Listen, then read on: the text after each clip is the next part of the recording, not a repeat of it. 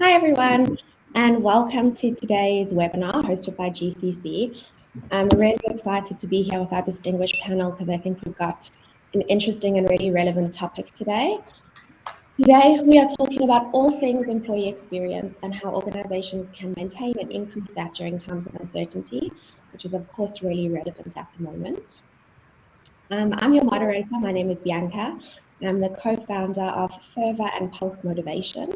And today I'm really honored to be with such a distinguished panel who both have really great data kind of driven insights into employee experience and engagement, as well as really great lived experiences that I think will help give us a holistic view on a really, really important topic. So I think because today is something that is really relevant and something that everyone's interested in, really happy for you to start kind of popping questions in the chat kind of as we're talking and not leaving it until the end. We will have 30 minutes dedicated at the end for some Q&A, but we'll also be putting through some questions that are relevant and pertinent to the discussions that we're having. So if any of you have any questions, feel free, and even insights or shared experiences, please put them in the chat and we'll get to it. So before we kick off, I'd love the panel to introduce themselves and share a little bit about their experience and where they're from. So I'm going to start off with you, Edna. Tell us a little bit about yourself. Thanks, Bianca, and good morning, good afternoon, good evening, everyone. It's really a pleasure to be here and be part of this conversation. So my name is Edna. So I'm the HR director in Agreco, and I'm responsible for the people agenda in one of our business divisions.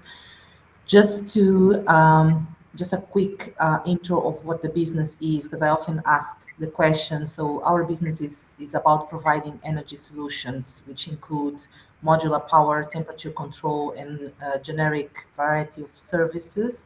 And we do provide those services through a variety of areas, which range from unique commercial industrial projects through utility provision, humanitarian emergencies, etc., etc. So it's really an exciting journey. I've been with this company since September 2018. And prior to that, I've worked in the oil and gas, predominantly in the oil and gas industry, with BP in the upstream, particularly in the upstream business, always in HR. So I have held different roles in HR, and my career has been all about HR. Personally, so I was born in Angola, so I'm Angolan by nationality, and I lived there for many, many years. Currently, I live in Portugal, so I'm home based in Portugal, and I do support the business, as I said, in the Agreco, one of the Agreco divisions. Thanks, Edna. I'm really excited to have your insights as being kind of so senior in a business from an HR perspective. And Kelecho? Good day, good morning, good evening, everyone. My name is Kelecho Chidwani. I am a senior associate with Mercer Career Consulting. We are a business that looks at health, wealth, and career solutions for a lot of global clients as well as Africa-based clients. I'm sitting in sunny Johannesburg in South Africa, and I'm really excited to have this conversation. And I know Edna did the work of explaining how she had this lengthy journey. I started my career off in the production and operations space and have transitioned into a consultant role, which I've been doing now for a couple of years. Lovely to have everyone in this discussion, and I'm really looking forward to this conversation. Thanks, Kelecho. And then Matthew, over to you. Thanks. Hello, everybody. Pleasure to be here. So I'm Matthew McDonnell. I'm a director. I'm sitting in a slightly gloomy London.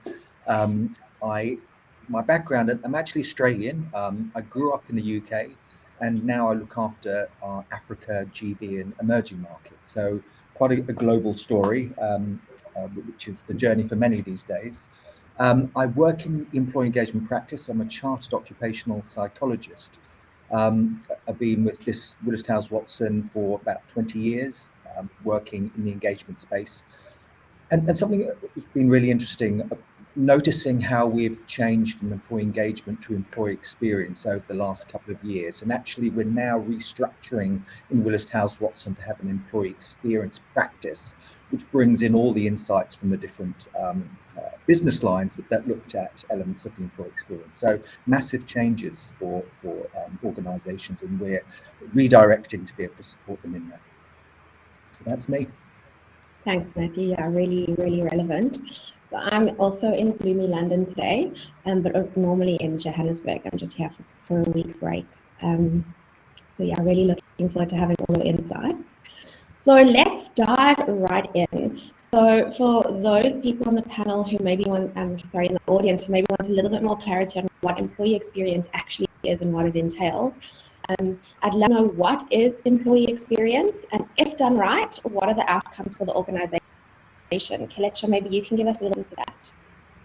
Okay, definitely can. So employee experience is really the intersection between the employee's expectations when they come into work for a certain organization, the events that shape that the experience within that organization, whether from the point where they interact with the organization from a recruitment perspective, throughout the entire journey and life cycle of working for that organization right until the end, as well as what the employee's the employee's values are and how they hold that dear. So really that employee experience is created by the cohesion between those three things, with the understanding that when those three things work and the employee is really engaged with working for the organization, and I mean, you asked the question around what value that adds to the organization and what the benefits are. It's that a committed employee who is really engaged with the work that they do gives their best, the best of their skill, the best of their time, the best to the organization, and the organization then benefits from that. And the benefit is in terms of the culture that gets created within the organization, and obviously from a business perspective, the results that then come from having an employee who is really engaged and giving the best of their skill to the organization. Now, when Matthew started the conversation, he touched on the idea that we have moved, or are moving, from a employee engagement focus to the understanding that employee experience is more than just engagement. That engagement alone, or measuring engagement alone, which was a more historical way or a traditional way of doing things, is not sufficient. That in an era where the experience, where there's a customer, and I mean, we're all customers to some organizations, the experience that we have is what builds our loyalties, what builds our commitment to that organization. And that's what, when we speak about employee experience, we really are talking about. It's more than just taking the numbers and saying that we've got an engagement score. It's much more than that. It's understanding all those three elements, so the environment, the event, as well as the employee experience as they work for our organizations. Okay, that's great. Thanks, Kelechi. And it's also so interesting because the experience is both good and bad. So you can either create like really positive employee experiences throughout that life cycle, or maybe some negative ones, which is an important balance, I think, to strike. And then, Matthew, I'd be really interested kind of in talking around some of the effective strategies that can be put in place when looking at employee experience and engagement, and how to kind of increase these, particularly in times of uncertainty.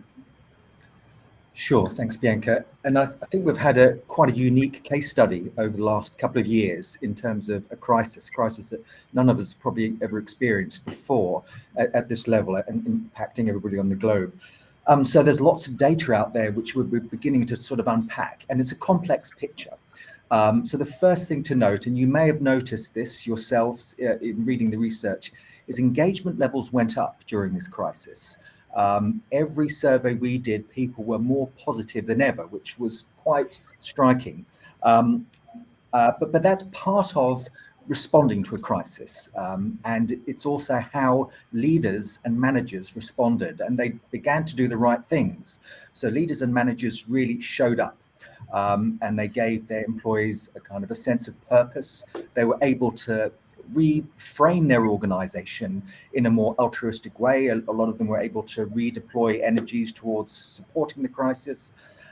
So leaders were able to show what they're made of. They were able to let their guard down and be more humble. They began to listen to employees. Managers began to connect with employees in ways they didn't before. And this is the real sort of paradox, that working remotely, people had more time with their managers than they ever did before. So all these types of things, which I guess are the right things to do, but a crisis sort of makes you do these sort of human-centric behaviors that really seem to make a difference. So that's the positive. The other areas that we're seeing that's coming through the data pretty strongly is that the engagement levels are not sustainable. So we're seeing huge levels of stress, anxiety, burnout. We've seen loneliness creeping up. So these are some of the well-being factors that managers, leaders, HR all need to pay attention to, because we know it's not sustainable. It's great that we're having conversations about well-being and mental health in a way that we've never done before. And I think that's really important.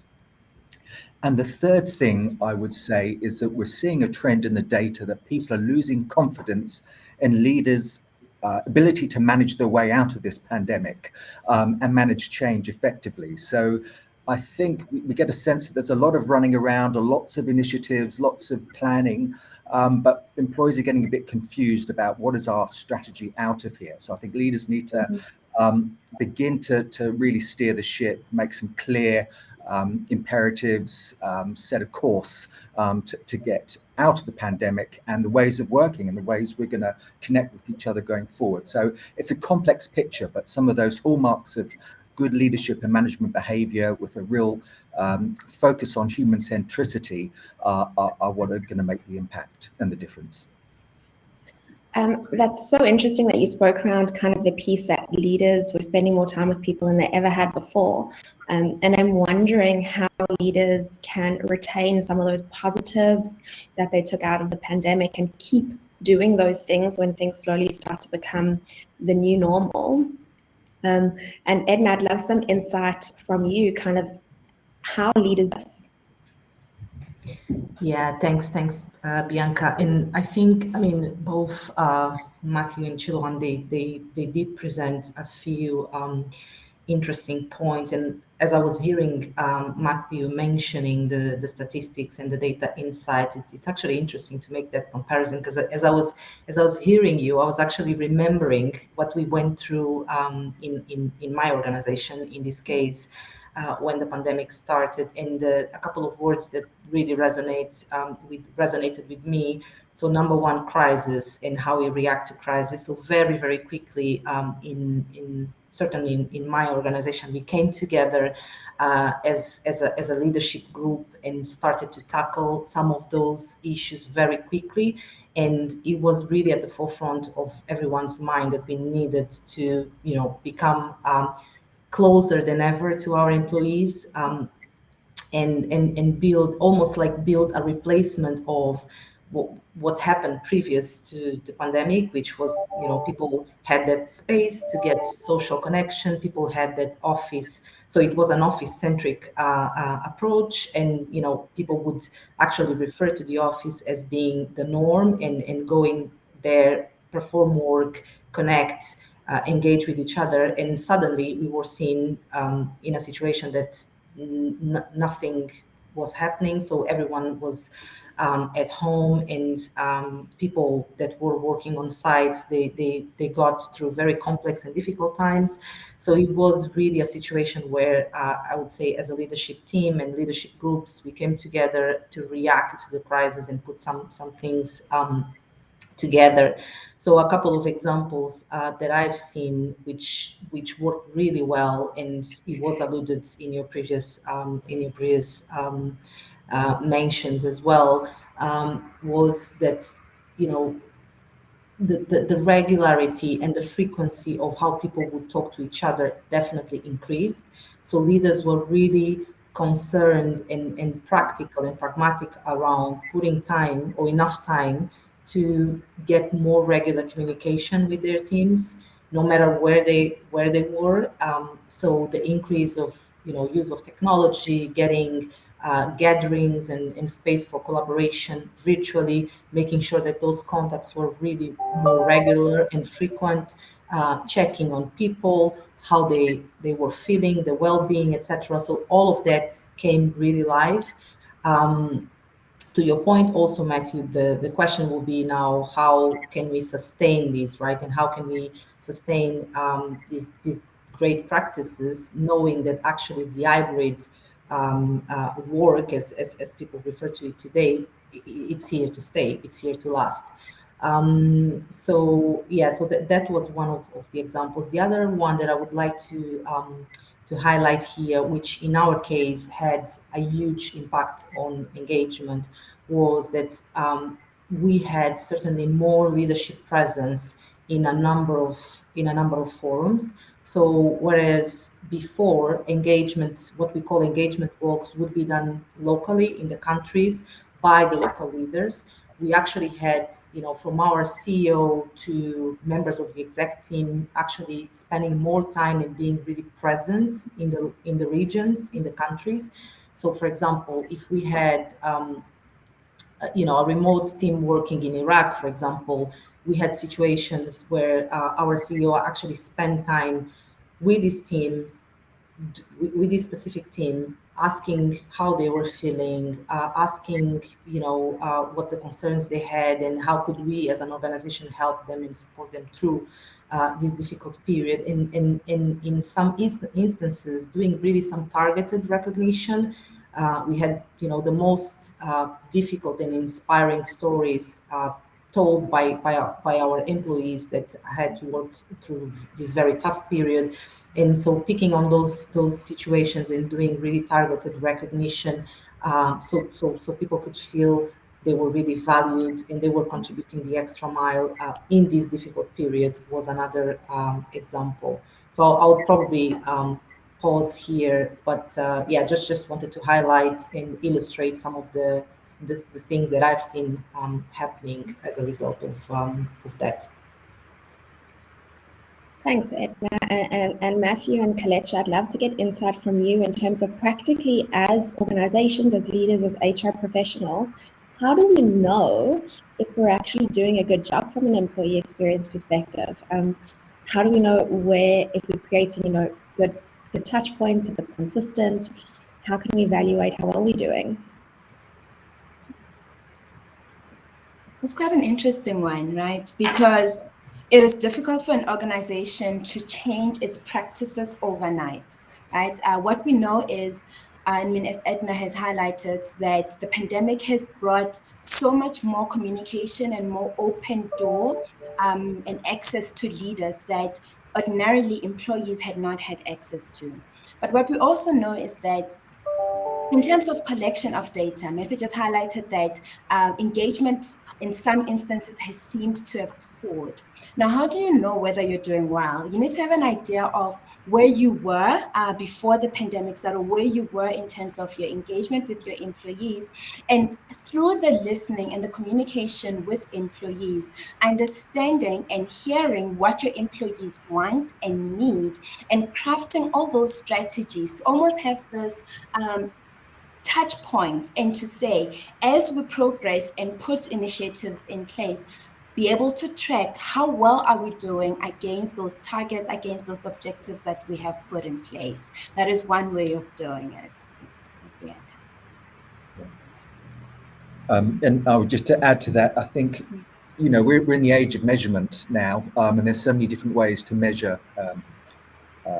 the employee experience. So all these data points around customer metrics, operational metrics, how work gets completed, but listening to employees, and we're seeing just a huge uptick in continuous listening. So not heavy annual surveys that we do once a year, and then you sort of a flurry of activity in December, January, and then it tapers off, but a continuous dialogue with employees. So I think in some ways, I think it's possibly one of the best times to be an employee.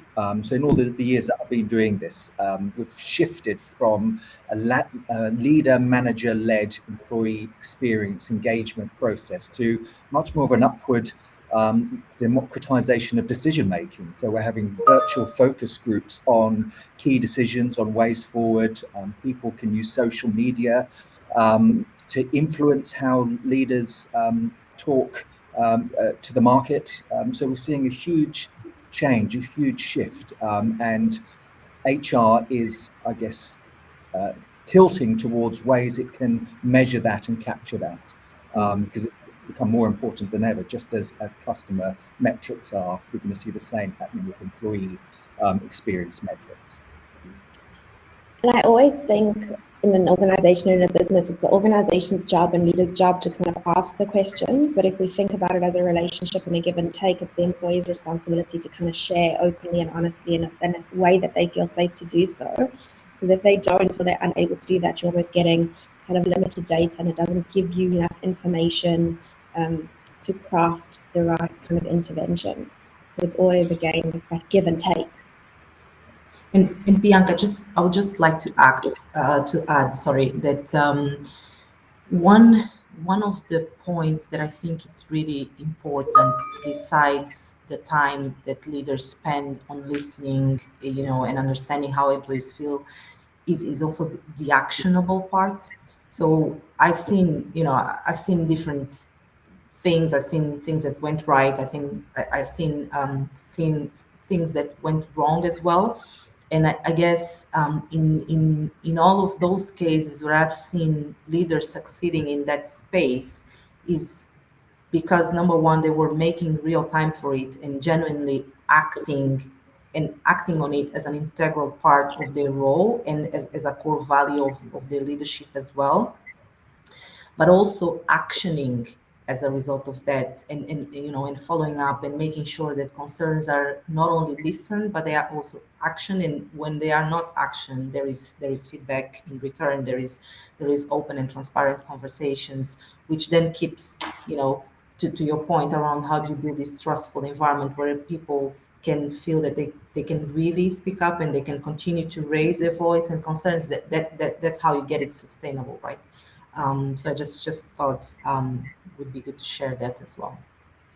Yeah, and kind of carrying on that point, I think we've spoken a lot around what leaders can do to facilitate, employee experience and engagement. But what is it that HR professionals and kind of people in the HR space can do within businesses to encourage the same thing? Yeah, so from my perspective, I think HR has a really critical role in this space. So I see us acting as enablers, right? With a view of well, number one, we're doing the right thing for the business, we're doing the right thing for employees and for all colleagues' experience, and we are enabling leaders in that space. So I would say that's the primary role. And we also, speaking about the pandemic and what happened after the pandemic, I think we also had to force ourselves. We reacted in crisis as well, and we had to force ourselves to come up with different solutions, come up with revisiting policies, adjusting patterns, change the way we do hiring, from interview, selection, onboarding. I mean, it was a number of things that we had to just change the way we were working before and come up with solutions that would allow then leaders to basically do their roles and manage their employees effectively, lead their employees effectively, as well as employees. So I remember spending a lot of time talking about how do we leverage technology, for example, how do we work with our IT colleagues to make sure that we are optimizing our technology and creating equal access. So, to ensure that all our people in the organization is able to access information and to access collaboration spaces in the same way. I also remember having a number of discussions around training and how do we equip leaders to understand, what can they do differently in this new reality. Putting in place well-being initiatives, and almost bring the organization to understand a little bit more this new reality and how they could cope with it. So yeah, I think definitely HR plays a crucial role in this space as an enabler, I would say. Yeah. And I'll just I can. Yeah, go Perhaps I ahead. can just add to that, right? Around the idea of having identified those areas, and I mean, Edna, you mentioned quite a couple of them around the onboarding of employees, around the well-being of employees. Just the idea that with what human resource leaders have done and what the HR professions has done is to identify those target interactions, right? To identify what those target interactions are. And not only that, but also the digital platforms that can help enhance those. This runs from what onboarding could look like. How do we do that in a world where you can't just, where you can't put a room of new employees in a, you can't put a group of new employees in a room. And how do you then ensure that your new employees are in the organization and they're well onboarded? Looking at the learning and development aspect of it, as well as how you can use digital tools in that space too to enhance that. So really the idea of saying, what are those key target interactions and the moments that matter for the employee, and how can we use the tools that we have or tools that we might look at implementing to enhance those specific moments and those specific interactions. Yeah, and just building on that, Kelechi, one of those targeted moments we're finding really interesting at the moment is around promotion and opportunities in a virtual world, and HR's role to make sure that is a fair and inclusive process. So we know about proximity bias and people going into the office research bears out that they tend to get more opportunities, tend to develop more. So HR's got a really key role in making sure that this hybrid model we're working to is fair and inclusive. And it's going to be a battle, because human nature we do often, revert to patterns we know, people we can see. So I think HR's got this really interesting role to try and navigate some of these psychological behaviors which we've never had to deal with before. So how do you make that remote team feel everybody feels included, be it everyone has to join a Zoom chat, even if you're sitting next to each other? How do you make sure everyone has a voice in a call? How do you, as you said, Kelechi, how do you onboard people who may not even meet a person for the first 6 months? So all these things, HR has to get ahead of the game rather than in a reactive mode. I think, Matthew, touching on something so important, because I've seen it in working with our clients, that when they have global employees kind of scattered around the world in different time zones, and a lot of people's sense of connectivity to the organization is those like touch points when they're together, it's really difficult to craft that kind of sense of connectedness when you have people scattered all over the world on different time zones. So I'd love to hear from kind of each of you. Maybe, we can start with you, Matt, because you're just chatting us through this. What is some of the stuff that we can do to create the sense of connectedness and better employee experience? Sure. Yeah, when people are remote, scattered everywhere in different time zones. Yeah, I mean, the first thing I think is to frame it positively, because a lot of people see it as a challenge, but it's potentially one of the most exciting developments in the world of work. So you could be based in Nairobi, but working for a organization in San Francisco.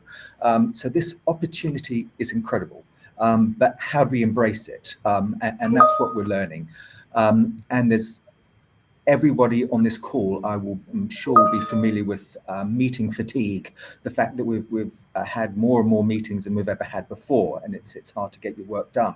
So there's some kind of complex dynamics here around connecting people through Zoom meetings, plus also trying to keep meetings focused.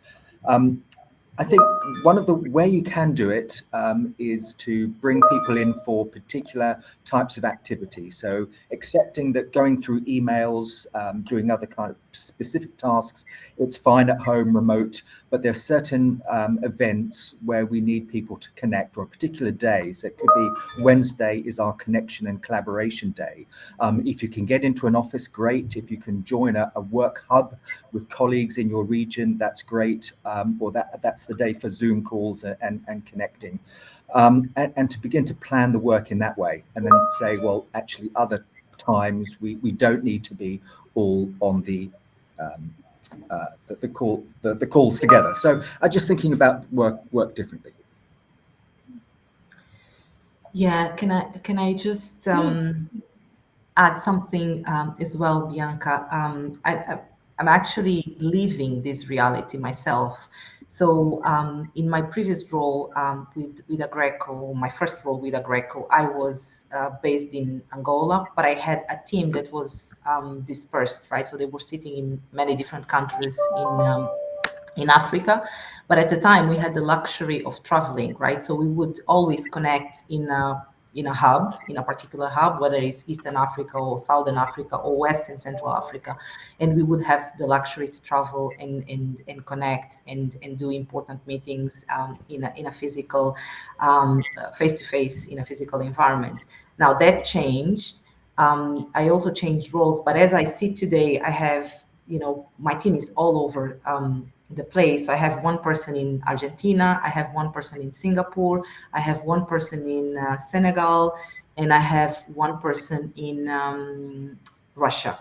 So it's kind of, very, very global, very different, and different time zones, etc. And to Matthew's point, I think one of the aspects that I keep, I cannot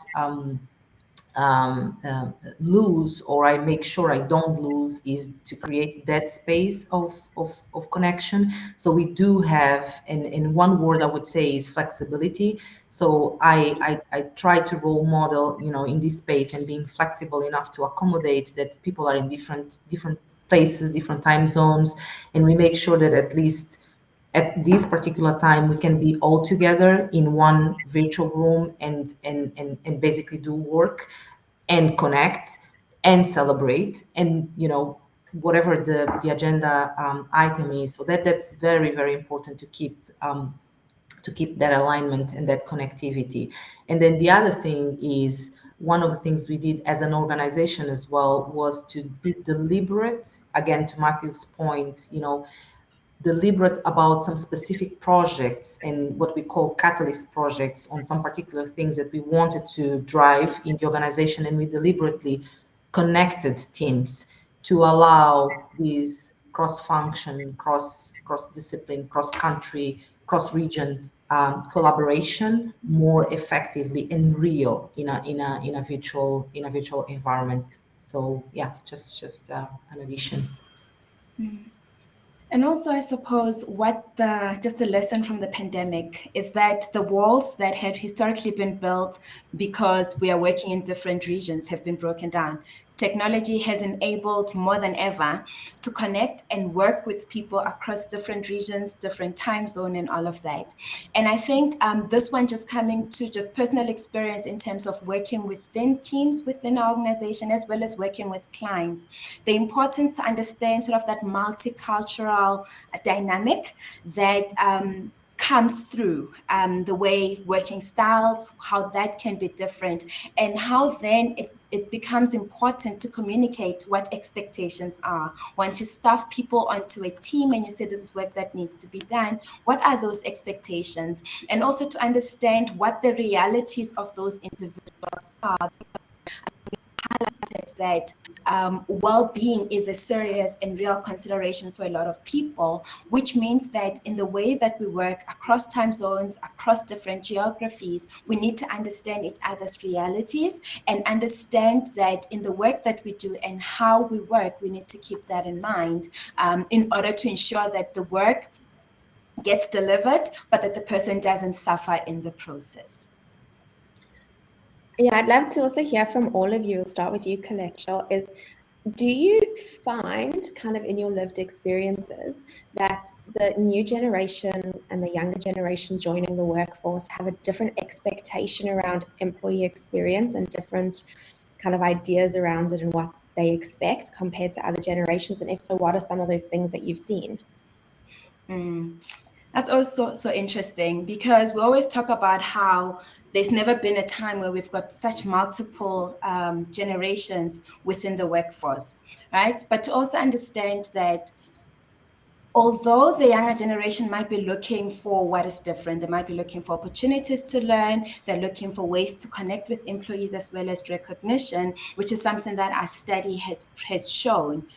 There is the sense that there is no one size fits all. So just because you've got a handful of people that is what they want, what remains key is to understand what the different personas within the organization want, and to understand that once you've crafted and you have identified what those different personas want, in terms of then the solutions or the initiatives that you put in place, they're then aligned to the persona group and not necessarily a blanket approach to say, this is what the generation wants.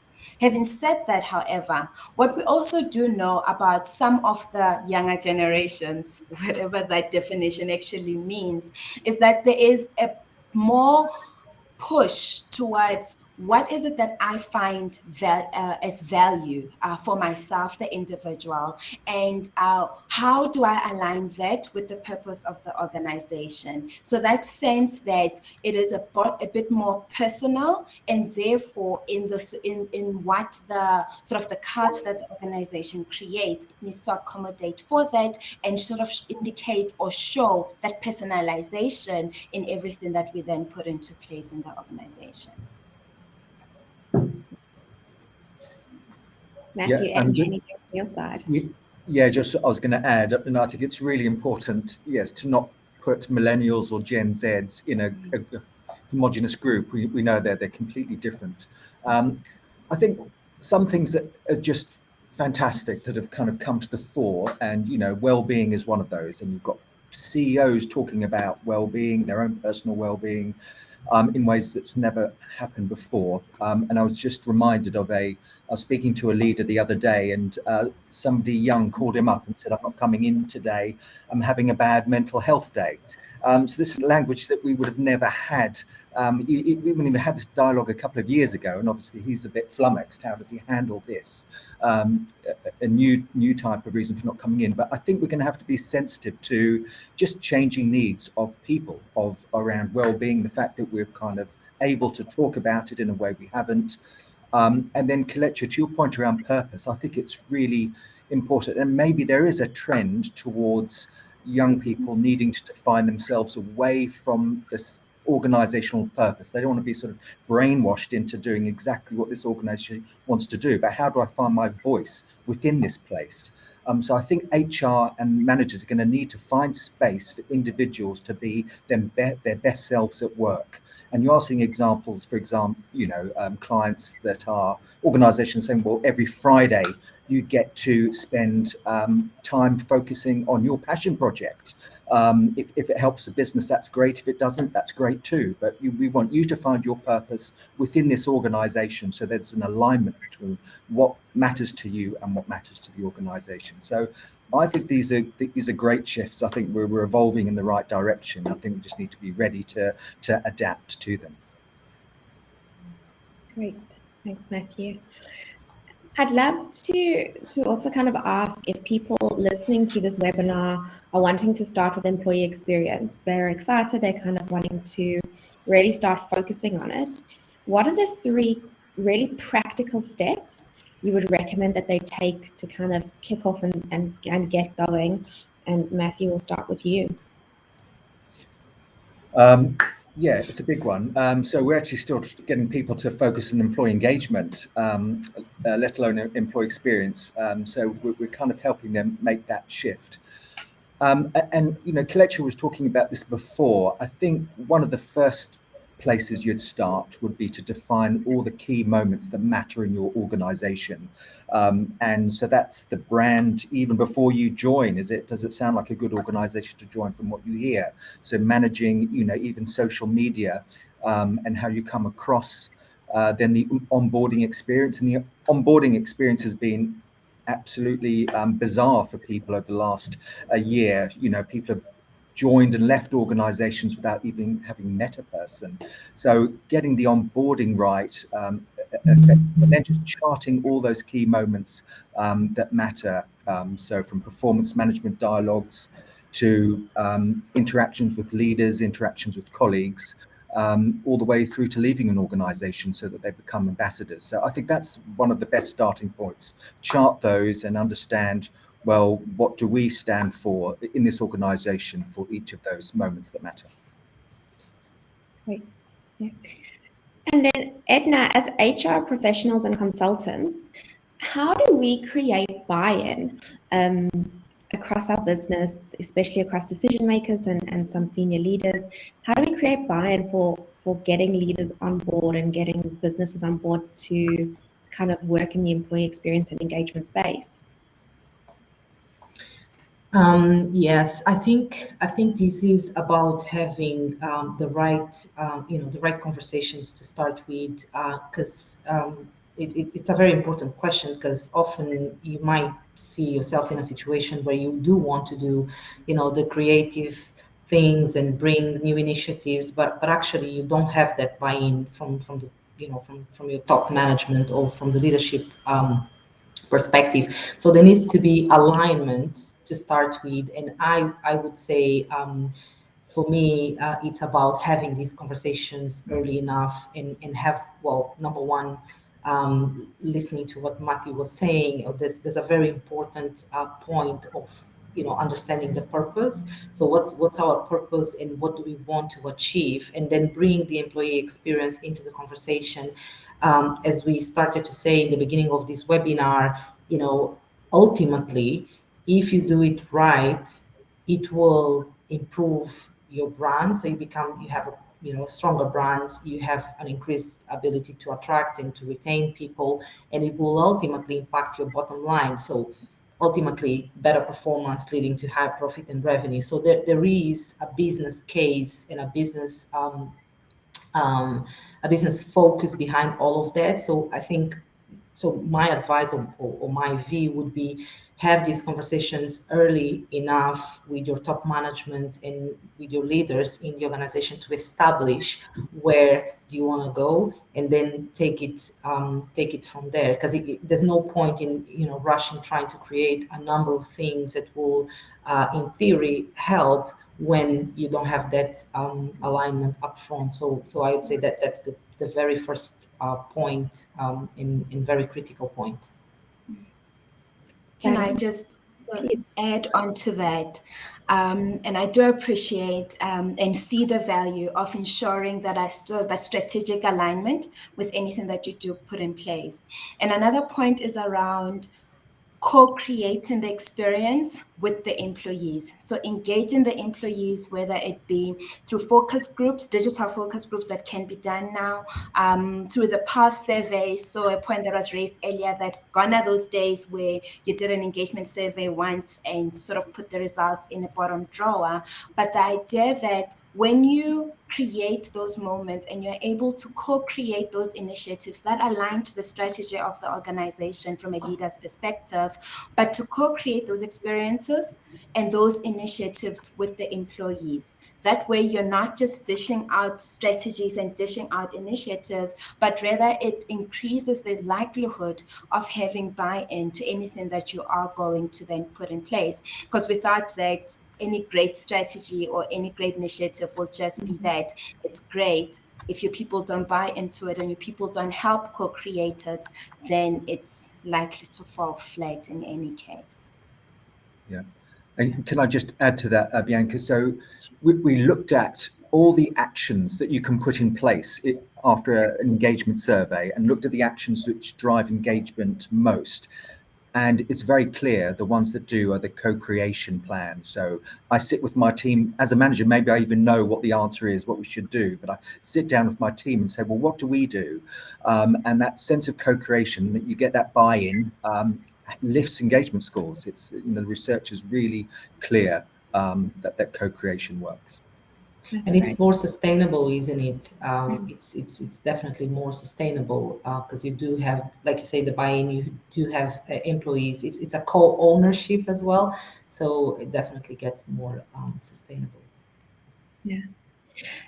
And I think you guys have given all really good insights. Are there any pitfalls that you've seen people, or traps people you've seen fall into, that have maybe inhibited engagement and employee experience, and ones that you'd raise as a red flag to kind of say, I've seen this, might be a challenge, maybe worth avoiding?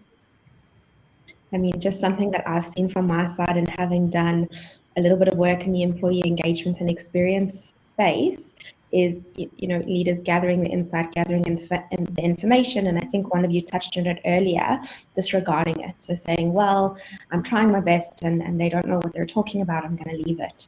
So you've gathered this information, you've created this space where employees feel safe to share concerns, and then nothing comes from it.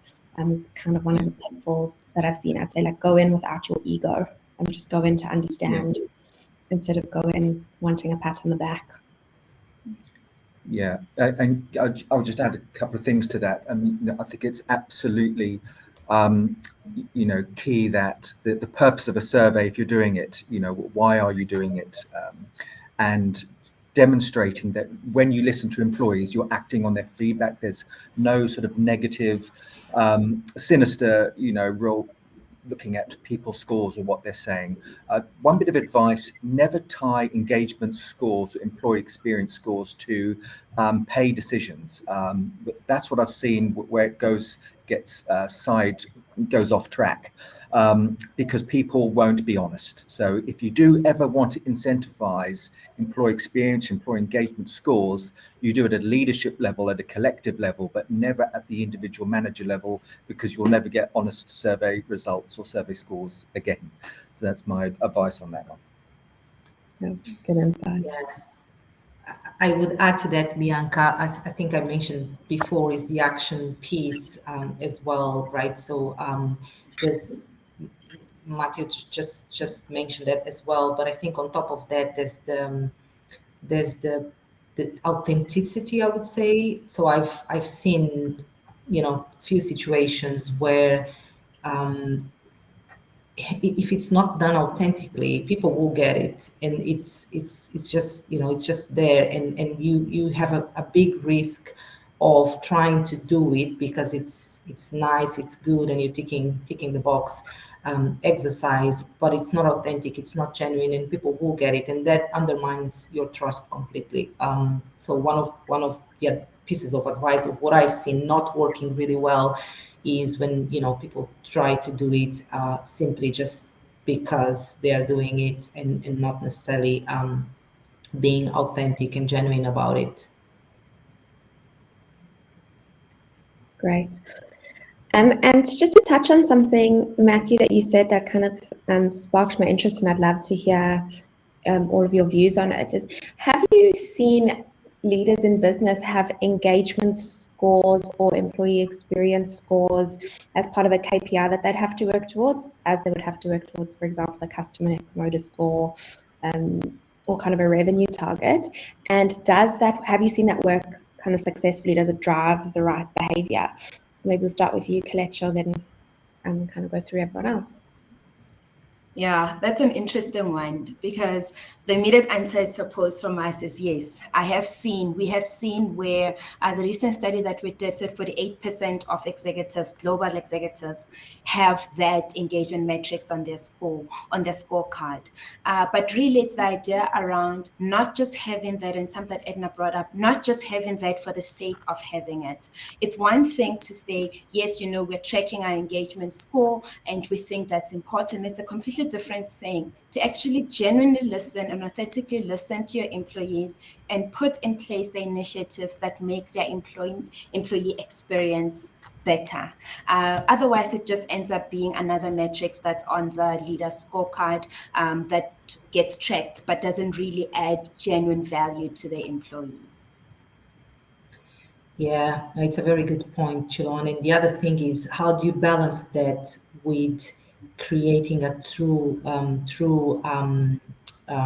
free and open environment where people will be able to really speak up and be honest about their views? Because one of the dangers or the risks is if you try to focus too much on KPI, and eventually managers or leaders get so stuck in achieving, because they are very performance oriented, they want to achieve the great results, they focus on the KPI, but are doing it just for the sake of doing it, as you were saying. There is a risk, because they are not necessarily they will just go for the results, and they are not necessarily truly listening and truly understanding what the employees feel, and try to create that positive environment. So that there's a danger in that, in my view. Yeah, I would add that I think, lead at a leadership level, fine as a KPI. I think it's it's a shame that we have to put it in there. You'd like to think that it would just come naturally, but we do need to put it in there. Just like putting in ESG goals now, more and more organisations are doing that, and I think it will drive the right behaviour. But at a manager level, it's a soft target, never a hard KPI around engagement. That would be my advice. Okay, so just kind of keeping it on the forefront is something to keep in the front of your mind, less of like a formal metric or target as like a revenue or something like that. Yeah. Kind of one of my final questions is around, so I'm so aware of engagement being such an important outcome that we want to achieve in our organization, and that the journey that we craft for our employees is a great way to help kind of drive that. But I'm wondering, what are some of the other things and that impact engagements? Now, I'll give a quick example. So we've, for 3 years, been doing studies into motivation, just because it's something really interesting to us, and it's fascinating. And what we found in our studies in South Africa and Amsterdam in particular was that if employees believe that their motivators are being fulfilled by the organization, so for example, I'm driven by fulfillment, purpose, and career advancement, and making the world a better place. If my organization is doing a good job at those things and giving those things to me, my engagement score, kind of measured through Employee Net Promoter, would be much higher than if, for example, I'm not. So one of the things that we look at in our clients is how can we understand motivation and better cultivate an environment where you're fulfilling those drivers. And I'd be interested in each of your kind of experience. What are some of the things, much like motivation, that could have a really positive impact on engagement, that, something that kind of leads to it, or is one of the things that is associated with it? So Colette, I'll start with you. I think in this day and age where employees or where employers know that wellness and well-being is so important, the idea of knowing that my employer cares about me and cares about my views, my values, and what I see as important to myself, that becomes key. Because if in the way that business is run, in the way that leaders run business, and we spoke about the idea of hearing from your employees but not doing anything about it, there's that sense of, am I truly valued? And it's when employees know that they're truly valued that it creates a better employee experience for themselves, for them in the organization, because in that way they know that in the things and initiatives that organizations put in place, those have got me, the individual's well-being in mind, and that definitely will increase that employee experience, or at least enhance it and make it that much better and that much more pleasurable. Thanks, Colette. Edna?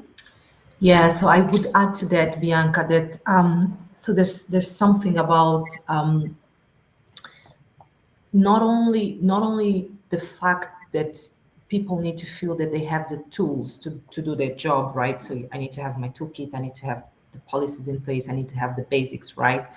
But also how much the organization allow you to get into this progressive, continuous learning experience.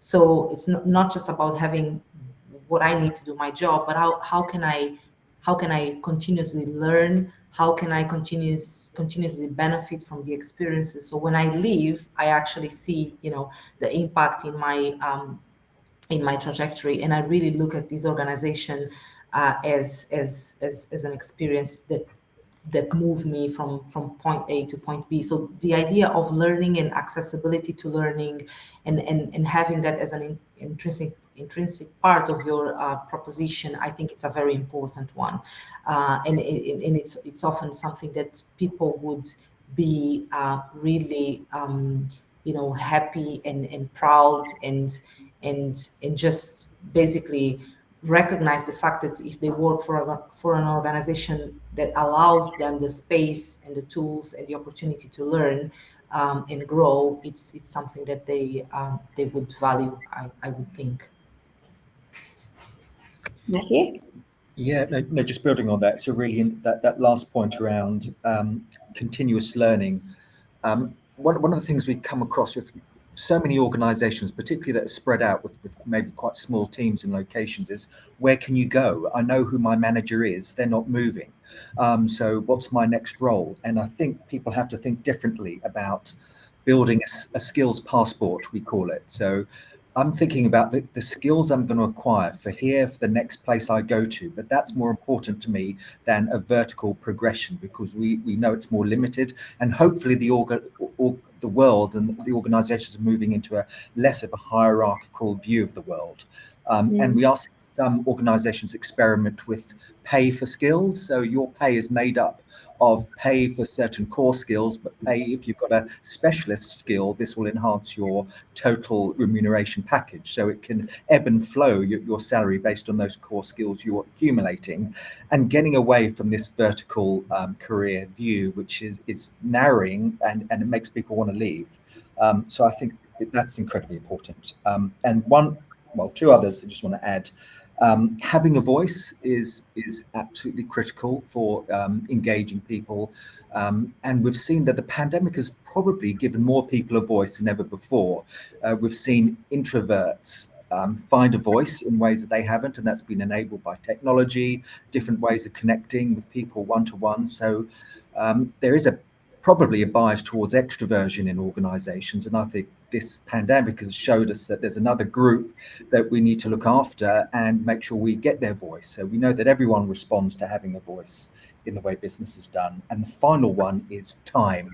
And I think this is so important, particularly for the younger generation, having time, having choice around how I get my work done so that I can spend, my time in the way I find most fulfilling.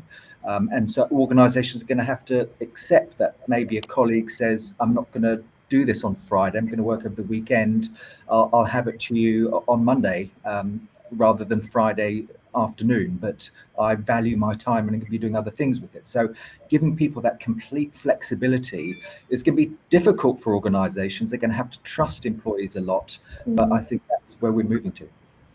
Yeah. Great. I'll invite the audience to kind of pop any questions that you have for our panel in the chat now. I'll be asking my final questions, so it'll be nice if there's any questions that you want, we can just have them lined up. But I'd love to ask each of you if you could we've spoken around really amazing things. I feel like I've learned so much. I've taken lots of mental notes from all of you, so thank you. If you could if you wanted to leave the audience kind of with one or two things that you just wanted to drive home after our discussion today is really important. And I know it's possibly hard to distill it into 2 points, but what would each of you want people from the audience to kind of take out of our discussion today? So I'll start with you, Edna, not to put you on the spot, but I'll start with you. It's fine. Thanks, Bianca. I mean, it's been an amazing conversation, and it just reinforces the fact that this is such a relevant and live topic that generates a lot of interest. So my takeaways, or the things that I would like to leave the audience with. So I think number one, it's really important, as in anything we do, it's really important that before you actually start putting any strategies around it or creating any initiatives, you really need to be clear about your purpose. So the why question, right? So why am I doing this? What do I want to achieve? And getting really, really aligned on that mission first, on that purpose and that mission first. And then the second thing is it's important to recognize that will never be one size fits all, and I think someone alluded to it before, but I think it will never be. It needs to take into consideration a number of factors, culture, difference in working patterns, different employee groups and profiles. So a number of things that need to be taken into consideration. So I would say and recommend and advise that we when we come up to these discussions and co-create something amongst our communities, employees, leaders, etc., it needs to be with an open-minded view. So yeah, those would be my two takes. First, aligning on purpose and why, what we want to achieve, and second, be open-minded and consider that there's no one size fits all.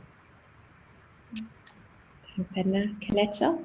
Yeah, I think for me, and I mean, it's very difficult, right? Because employee engagement is such a broad conversation. It's difficult to pick, two of these are the most important things to do. But just what comes to mind, and probably what organizations should really consider prioritizing, is around staying close to your people and genuinely hearing what people are saying they value on one hand. So whether that use the digital platforms that are there that are accessible to hear that. Secondly, to be intentional about putting those initiatives in place, because it's one thing for people to tell you and for you to hear what they're saying. It's another thing to actually put those things in place, almost as a validation that you are hearing them and you're not taking employee experience as something to just tick off, or the number that goes behind it as something to just tick off. So listen to your people, and when you put together those initiatives in place, be clear that you genuinely are taking them along the journey, using the digital platforms that are available and various tools that have been used, throughout the last 18 months that we've seen are effective. Do that and do it well, and your employee experience will be on point. Thank you. Thanks, Matthew. Yeah, unfortunately, all the good points have been taken by my colleagues. I would add, and it may have come across in the way I've been talking, but I think it's a really exciting time to be an employee. So I would say embrace it. It's one of the most empowering times, which seems as a paradox given how we've all been sort of working remotely, or many of us have. But it's really exciting. I think hierarchies are being, dismantled. People are thinking about flatter organizations and everyone having more of an impact. So embrace that and celebrate it, and make sure that that's happening across your organization. And the other thing is around leadership. Get leaders out of their rooms. I think there's too much, pressure on leaders to be coming up with brilliant decisions behind closed walls, but leaders need to be out there, walking the floors, connecting with people, seeing the world from the employee view. And I was reading about the CEO of Uber, who, he's really on a mission to rebrand the organization because people are very unhappy there. But every Friday he gets a bike out and does the runs. He does the deliveries, the Uber deliveries. And it's fantastic. I mean, he's understanding what the customers think. He's in the shoes of an employee. It makes him humble, relatable, and I think that's what leaders need to do. They need to get out of offices and connect with people. So those are the two things I think are really important. Yeah, that's great. Thank you. And Brenda from the audience wants to know, how can an onboarding program be better organized for better impact? What are some of the do's and don'ts? Anyone on the panel want to take that one? I can take initially, and then my colleagues can add as well, because I'm sure there's various experiences in the room. But we certainly I've seen onboarding being debated many times, and it's always one of the hottest topics, I would say, what to do, how to organize, etc. So I would say, well, it's, first of all, I think we all agree that it's one of the very first and important processes as an employee is preparing or getting ready to join an organization. So it's really important that it is organized. So I would say some of the do's are, you really need to have that organized enough in the way that everyone that has an interface point understands what their roles and responsibilities are. So what's the role of HR, what's the role of the line manager, and what are the critical activities that will take place in that very first few steps that the employee goes through. So it gives a a good impression, and an employee feels that he's joining an organization that is, structured, organized, and he will understand who to get to know, how to get the tools that he or she needs to start performing work. So I would say those are some of the do's. Also, sorry, to add enough information about the organization itself, because a lot of the things that I hear and my colleagues hear sometimes is, I started, but I don't really understand what this is all about and where to go for information, etc. So it's really important that we spend that time to provide enough information through the process.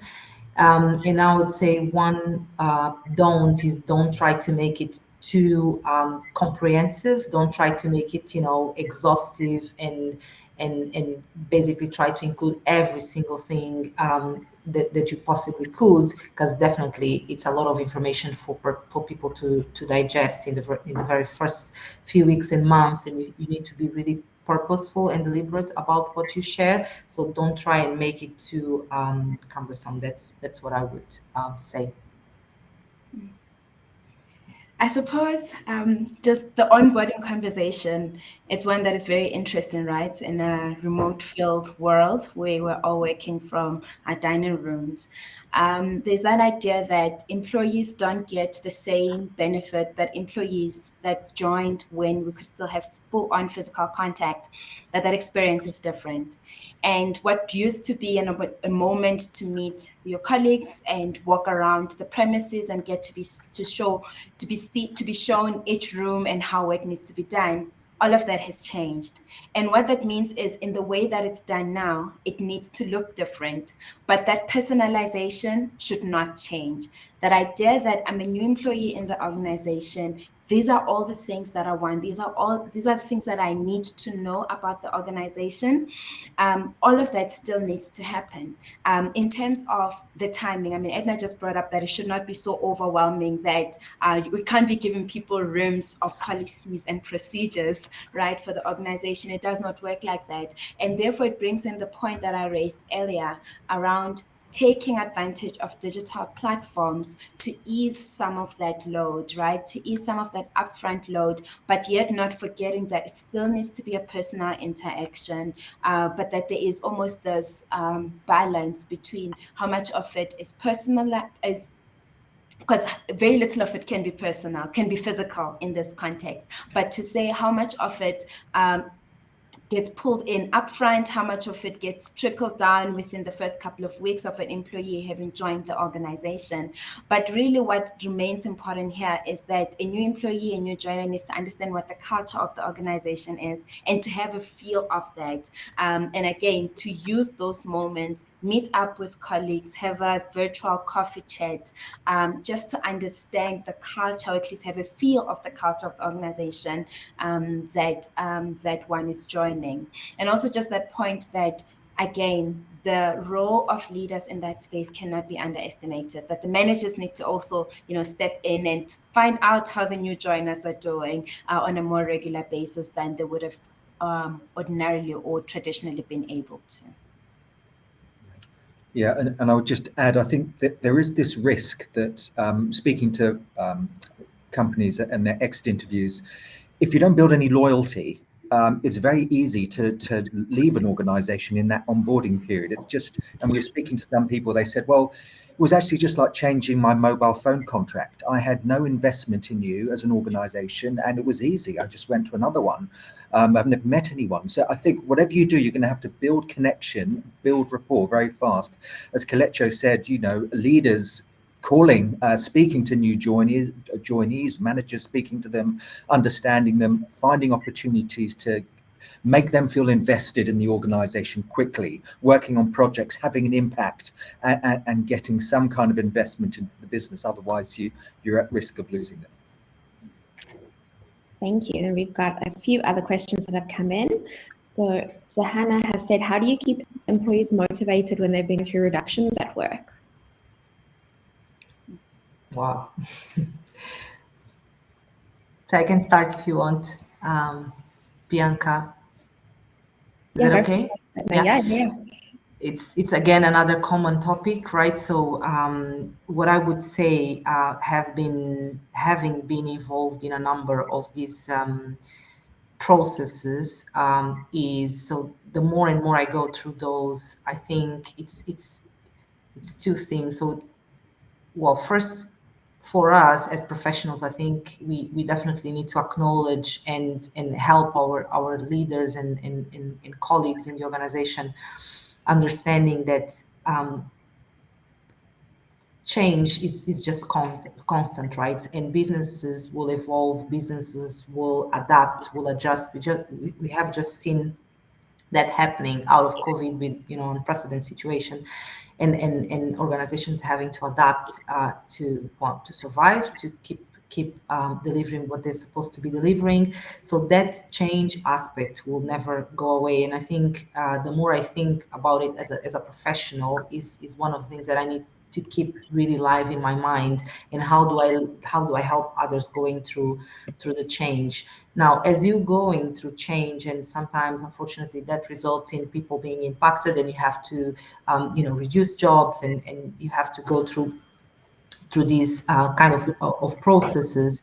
I think two things are really important from my experience. So number one is about transparency and keeping people informed. So again, similar to what we were talking about crisis, I think this is one of the most critical times where leaders in organizations need to be closer to employees, and talking about the vision, about the future, about the reasons why we are doing certain things, so people really get the why. Because I think from the moment you create a base understanding or common understanding, it's not, I would say, easy, but it gets easier for people to at least rationalize and understand why we are going through this change, right?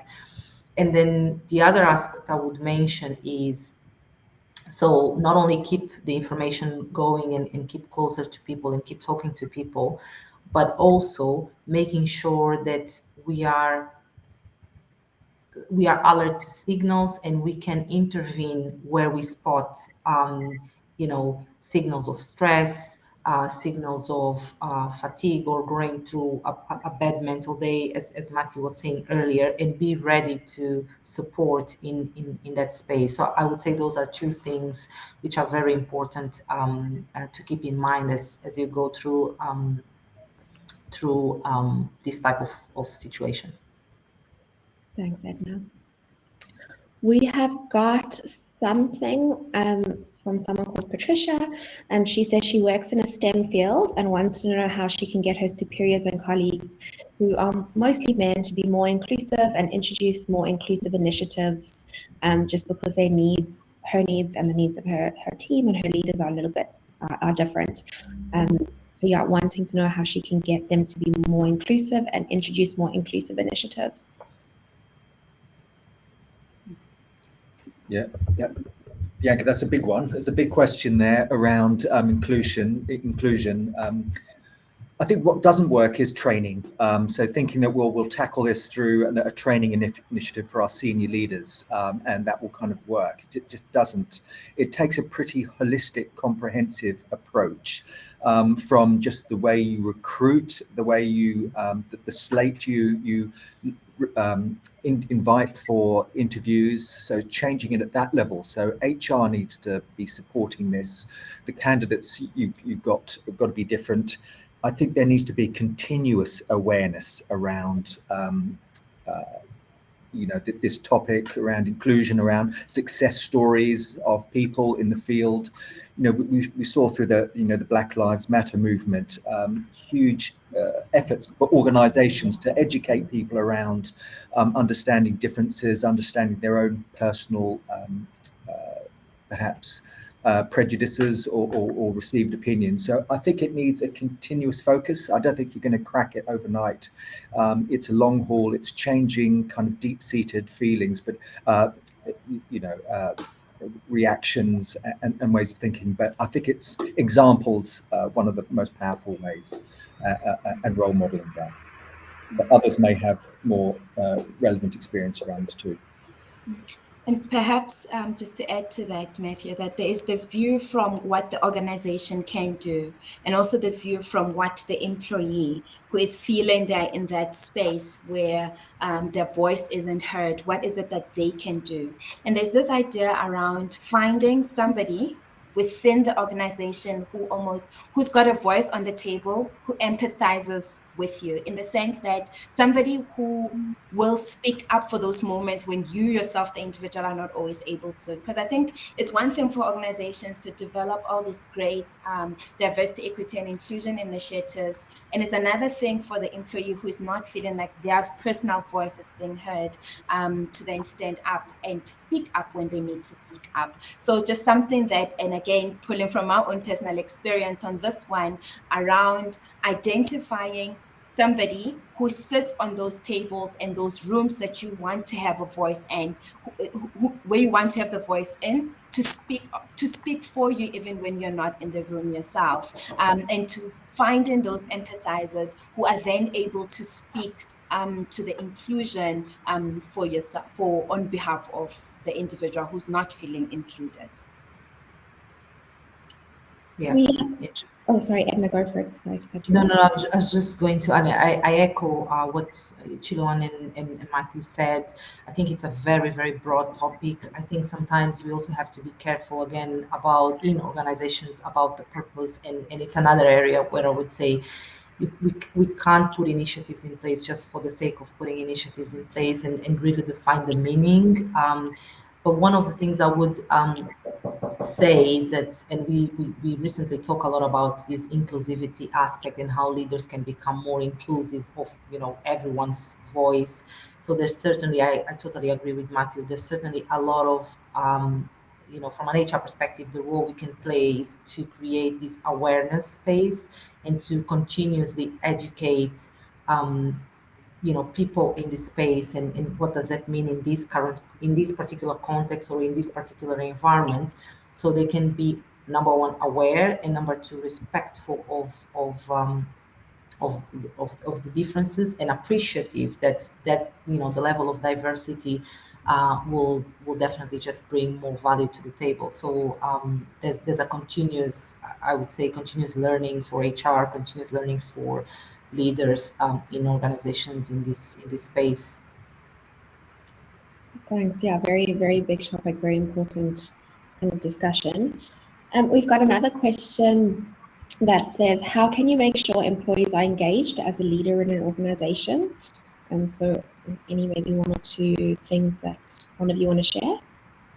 Can you repeat the question, Bianca? Sure. How can you make sure employees are engaged as a leader in an organization?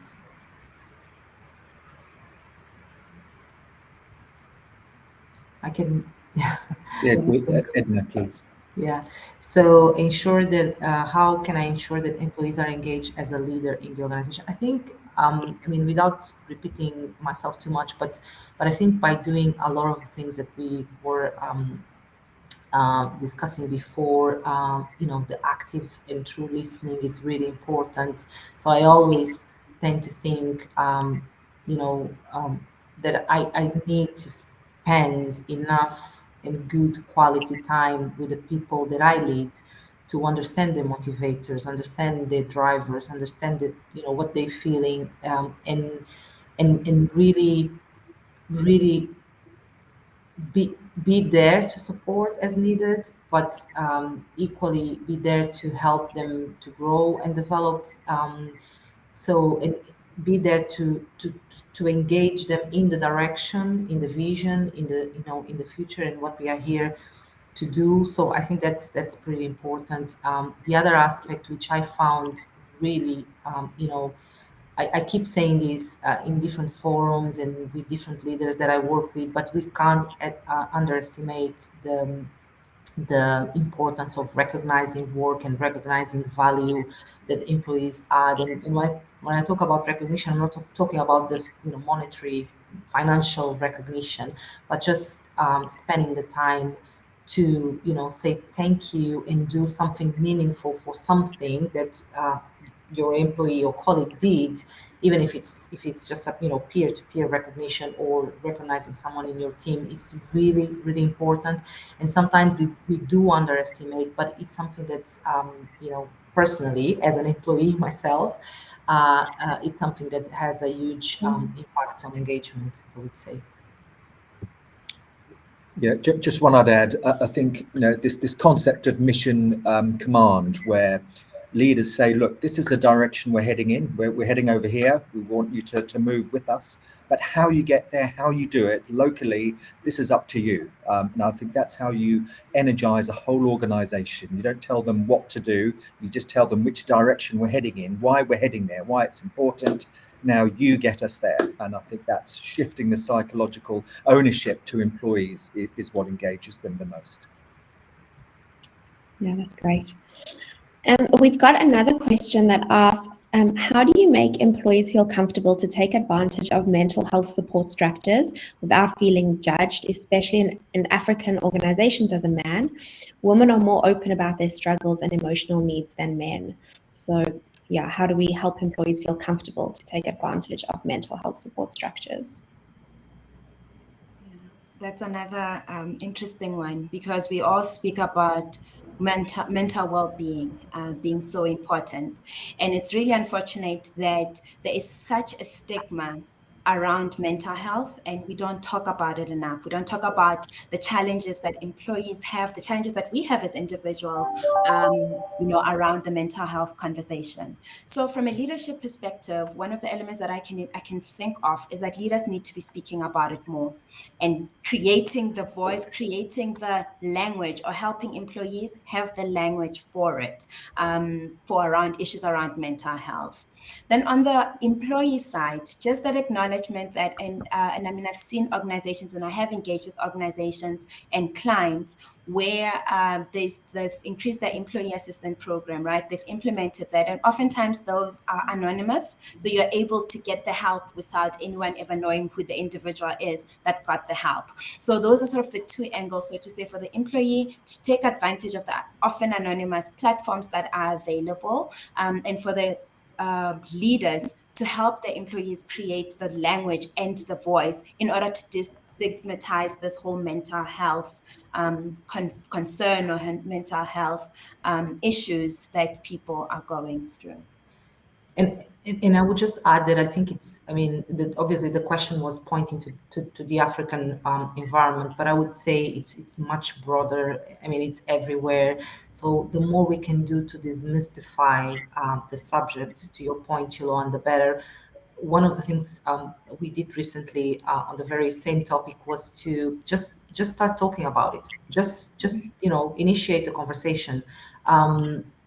Building a team on Yammer. So Yammer is the platform we use for social networking internally. So building a Yammer group dedicated to this topic, where anyone from any part of the organization could join, and just listen if you don't have anything to input, or provide inputs to the conversation, which just helps opening up, right? Just to start with. So we are allowed to talk about these things. It's not a taboo. It's not something that we need to be afraid of. And that can then evolve to something else when people can, really start trusting on the tools, etc. So, and to be honest, this initiative actually started in the UK, where, we in principle are much more used to these conversations. But yeah, it's a very very important and relevant topic. Yeah, and just totally support what colleagues have said. All of those. It's very disappointing that organisations are paying all this money for EAP programs which don't get taken up. This facility is there, but they won't do it. And as Kelechi said, it's anonymous, but they still don't do it. So it needs a real mindset shift. I would. If I was a leader, I wanted to make an impact here, I would make it the year of mental health across the organization. I would have men talking about it. I've seen it in action. I've seen, town halls where leaders have talked about anxiety and depression, and it's incredible how that opens the discussion. If they don't do it, people won't talk. But leaders have this potential to really shift the mental lives of all these men and get them talking about it if they would address it themselves in visible contexts. I think that's how it's going to change, but it's a really important one. Thank you. Yeah, I think you touched on the importance of that vulnerability and kind of then getting everyone to open up. So unfortunately, we've run out of time. I just want to thank the audience for being so participative, asking questions, leaving great insights in the chat. Of course, to GCC for hosting today, and then of course the panelists for all your insights. It's really been great, and I hope everyone's enjoyed and enjoys the rest of the day. Thanks, guys. Thank you. Thanks, Thank you. everyone. Thanks, everyone.